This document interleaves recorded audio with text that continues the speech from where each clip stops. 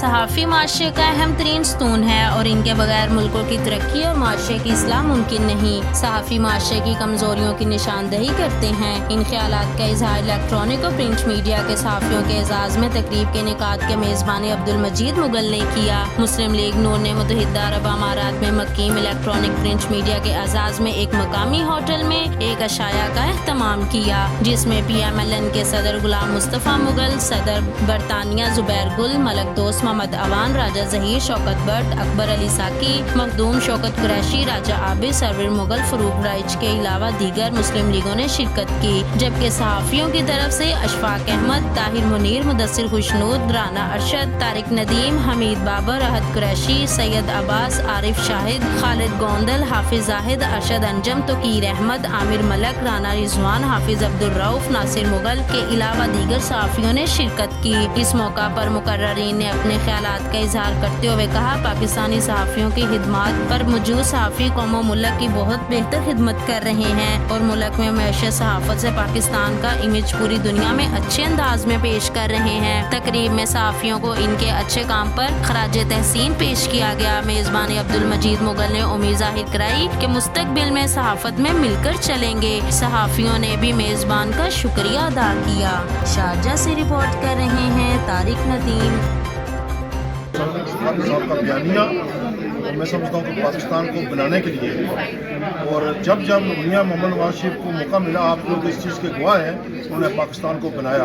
انشاءاللہ یہ بیانیہ آج حکومتی ارکان اس چیز پر وہ مسجد تھے، لیکن آج وہ مفہومت کی طرف جا رہے ہیں۔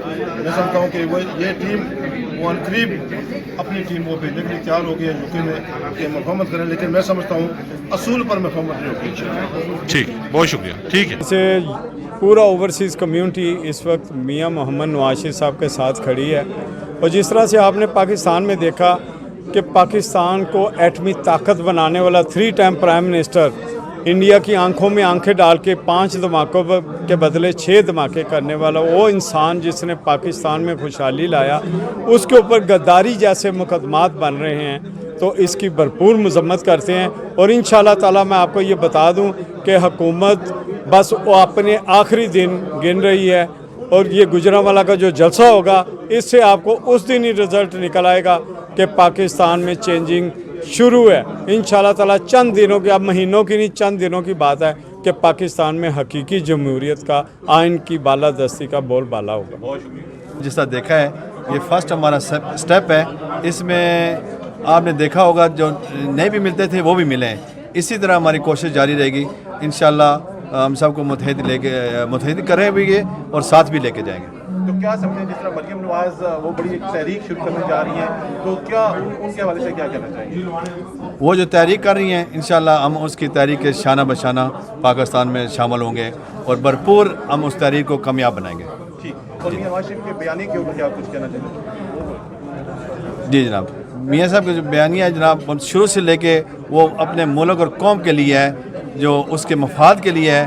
انشاءاللہ ہم اس کے بیانیے کے لیے پہلے بھی تھے، ابھی بھی ہیں، اور ہمیشہ ان کے بیانیے کے ساتھ ہم لے کے چلیں گے جناب۔ رستہ جو ہے وہ سجایا، اور یہاں جو ہمارے تمام میڈیا کے جو دوست ہیں وہ تشریف لے کر آئے۔ اس کے علاوہ جو مسلم لیگ نون کے پریزیڈنٹ ہیں مصطفیٰ مغل صاحب وہ بھی آئے، اور اس کے علاوہ UK کے جو پریزیڈنٹ ہیں زبیر گل صاحب وہ بھی تشریف لائے۔